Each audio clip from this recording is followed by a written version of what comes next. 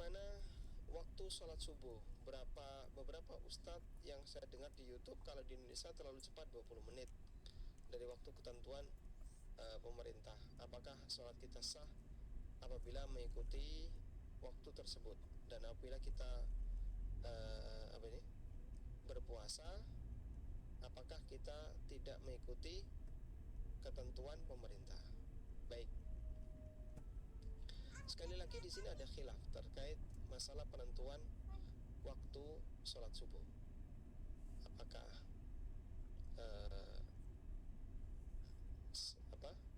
kecepatan ataukah sudah sesuai? Dan yang saya tahu khilaf itu sama-sama terjadi di antara ahli hisab. Ahli hisab A ngitungnya kayak gini, ahli hisab B ngitungnya kayak gini. Jadi sama-sama menggunakan pendekatan ilmu astronomi.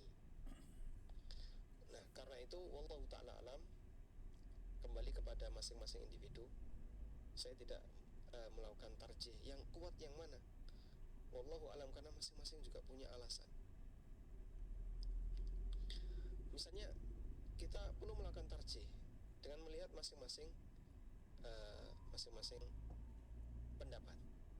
Terus kita pertimbangkan sebisanya lebih condong mana yang Anda inginkan, atau yang lebih condong mana yang mendekati kebenaran, lalu kita pilih. Insya Allah itu di luar kesalahan yang kita lakukan, andaikan itu adalah perbuatan yang atau pilihan jawaban yang salah. Baik. Terus bagaimana dengan sholatnya? Ya, nanti kalau komatnya lama, Anda insya Allah sah sholat subuhnya. Tapi kalau terlalu cepat, kita tidak tahu apakah itu sudah masuk subuh atau belum. Jika Anda masih ragu belum masuk subuh, maka tidak boleh sholat. Wallahu a'lam. Saudara Abu Naifah di Jakarta bertanya, telah sampai kepada kami informasi dari dai-dai Ahlussunnah yang kami saksikan di media sosial khususnya YouTube, bahwasanya beliau-beliau telah melakukan penelitian yang membuktikan jadwal sholat subuh di Indonesia terlalu cepat, antara 25 sampai 27 menit. Karena kami menganggap bahwa dai-dai tersebut adalah thiqah atau paling tidak soduk, maka kami meyakini hasil penelitian tersebut, dan kami tidak merasa perlu untuk membuktikan atau melakukan penelitian sendiri, sebagaimana juga mempercayai dai-dai tersebut dalam membawakan dalil dalam permasalahan ibadah-ibadah lainnya. Yang jadi permasalahan adalah mengenai konsekuensi sehubungan dengan sholat subuh yang di masjid sekitar rumah. Tidak ada yang jarak antara adzan dan iqamahnya 25 menit. Mayoritas menerapkan 10 sampai 15 menit, dan timbul keraguan apakah sholat saya sah atau tidak jika sholat subuh di masjid yang jarak antara adzan dan iqamahnya lebih cepat dari 25 menit. Ya. Terima kasih kepada saudara Abu Naifah di Jakarta atas kebersamaannya. Semoga Allah SWT menambahkan taufik kepada Anda, keluarga, dan juga seluruh anggota grup Dirasat Islamiyah yang semoga senantiasa dirahmati Allah SWT. Yang perlu digarisbawahi di sini bahwa percayaan Anda ternyata tidak profesional karena ternyata Anda bukan pada kapasitas yang cukup untuk kemudian bisa melakukan tindakan yang benar. Keraguan Anda ini membuktikan bahwa Anda prematur, Anda terlalu dini untuk mengambil kesimpulan. Karena kalau Anda percaya kepada dai-dai tersebut, harusnya Anda kembali kepada mereka untuk kemudian minta bimbingan apa dan bagaimana konsekuensi dari mengikuti keterangan tersebut, bukan meminta fatwa kepada orang lain. Ini akan menjadikan Anda bertambah bingung. Ya, solusinya kalau memang Anda percaya kepada dia, maka rujuklah kepada mereka untuk meminta arahan dan solusi terhadap konsekuensi dari fatwa dan keterangan tersebut. Kemudian yang kedua, para ulama telah menjelaskan bahwa umat Islam itu terbagi menjadi dua kelompok besar. Kelompok pertama adalah orang-orang yang ahlul ijtihad, mampu melakukan ijtihad hukum, baik secara mutlak atau secara parsial dalam kasus-kasus tertentu atau dalam bab-bab tertentu. Maka mereka berkewajiban untuk berijtihad, mengenali hukum secara mandiri, mengkaji dalil, membandingkan dalil, menganalisa dalil, dan kemudian mendapatkan kesimpulan dari analisa tersebut. Maka mereka harus mandiri dalam setiap masalah yang mereka mampu untuk berijtihad dan menganalisa, kemudian menghasilkan satu kesimpulan hukum. Sedangkan kelompok kedua adalah kelompok orang-orang awam yang tidak mampu berdalil, tidak mampu melakukan ijtihad. Maka kelompok kedua ini, mereka tidak boleh berijtihad, menganalisa sendiri, tetapi mereka berkewajiban untuk apa? Untuk mengikuti fatwa orang yang dia anggap paling kredibel, paling layak untuk diikuti fatwa-fatwa fatwanya. Allah berfirman, fas'alu ahla dzikri in kuntum la ta'lamun. Bertanyalah kepada orang yang berilmu, orang yang memiliki ilmu yang cukup bila kalian dalam kondisi tidak mengetahui. Rasulullah juga bersabda, ala sa'alu idh lam ya'lamu fa innama syifa'ul 'i as-su'al. Mengapa mereka tidak bertanya tatkala mereka sadar bahwa dirinya tidak tahu? Karena sejatinya obatnya kebodohan itu adalah bertanya. Nah, kelompok kedua ini mereka wajib bertanya. Namun kepada siapa mereka bertanya? Karena di masyarakat banyak ustadz, banyak ahli agama, banyak kiai, banyak ulama yang sangat dimungkinkan jawaban mereka beragam. Maka dalam kondisi macam ini ada beberapa pendapat di kalangan para ulama. Ada yang mengatakan mengikuti yang paling berilmu. Kenapa demikian? Karena idealnya ulama itu bagaikan petunjuk, walaupun itu petunjuk sekunder. Sehingga dalam setiap kasus hendaknya kita mengikuti petunjuk atau yang disebut dengan dalil yang paling kuat. Maka dalam konteks orang awam, maka dia harus mengikuti ulama yang paling berilmu. Namun masalahnya, bagaimana seorang ami, seorang yang awam bisa membandingkan ulama sehingga sampai kesimpulan bahwa si A adalah yang paling berulama, paling berilmu. Sekedar membandingkan saja itu adalah sesuatu yang susah, apalagi sampai pada kesimpulan fulan adalah yang paling berilmu. Secara teori pendapat ini sangat bagus sekali, tapi secara aplikatif, secara praktek, pada tahap prakteknya susah diterapkan. Karena yang bisa membandingkan dua orang berilmu itu ya pasti ulama.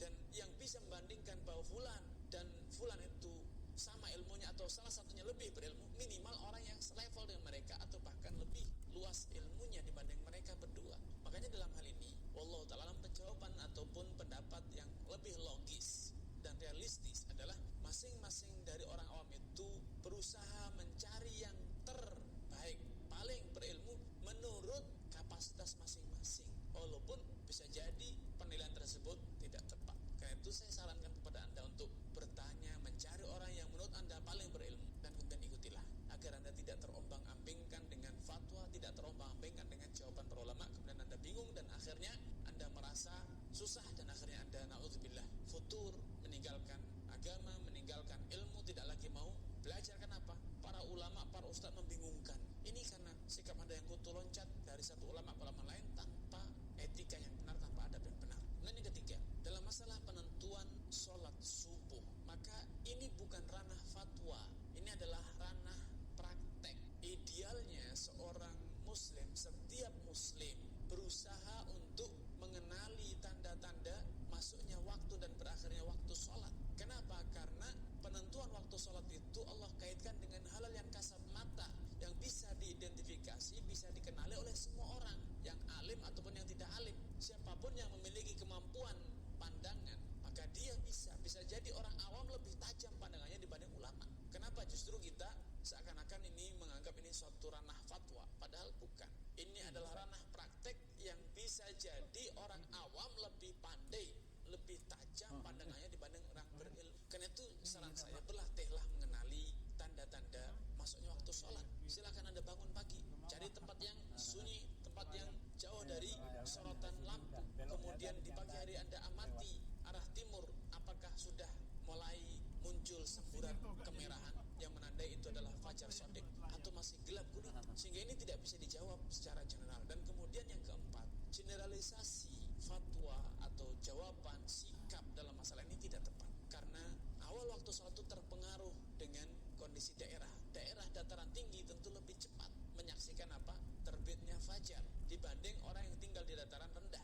Kemudian orang yang tinggal di kampung halaman jauh dari cahaya lampu akan lebih mudah untuk mengenali terbitnya fajar dibanding orang yang tinggal di perkotaan yang cahaya lampu itu betul-betul terang, sehingga ujung atau yang disebut dengan ufuk timur itu terpengaruh kemampuan pandang kita, jarak pandang kita terpengaruh dengan apa? Dengan semburat cahaya lampu yang ada di berbagai tempat di tempat kita berada. Karena itu kesimpulannya saya sarankan Anda praktek, Anda cari, Anda buktikan. Ini bukan ranah husnudzon. Pembuktian ini bukan ranahnya husnudzon. Ini adalah ranahnya masing-masing kita beribadah kepada Allah, membuktikan betul atau tidak. Ya, bisa jadi apa yang disampaikan oleh orang-orang yang Anda sebut itu betul di tempat dia berada. Mungkin dia melihatnya di tempat dataran tinggi, sedangkan Anda tinggal di dataran rendah. Tentu lebih lambat terbit fajar.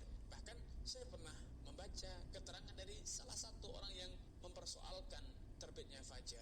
Ternyata salah satu data yang beliau ungkapkan adalah ketika beliau berada di atas pesawat. Tentu ini tidak relevan.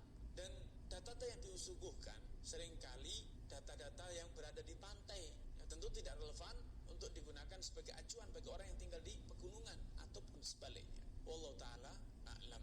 Adapun waktu adzan salat duhur, asar, maghrib dan isya tidak ada perselisihan. Setahu saya tidak diperebutkan di sini ya. Tetapi masalah adzan salat subuh memang ada perselisihan. Dan ternyata perselisihan ini bukan cuma ada di tanah air. Bahkan perselisihan ini ada juga di Arab Saudi. Sejak saya kuliah dahulu saya sering dengar perselisihan ini. Ada yang menyatakan bahwasanya adzan subuh ya, karena yang dijadikan patokan oleh pemerintah Arab Saudi dengan pemerintah Indonesia sama, takwim Ummul Qura, takwim Ummul Qura, yaitu penanggalan yang diletakkan oleh Ummul Qura ya. Nah, yang benar bagaimana? Dua-duanya punya dalil. Demikian juga ulama di sana berselisih ya.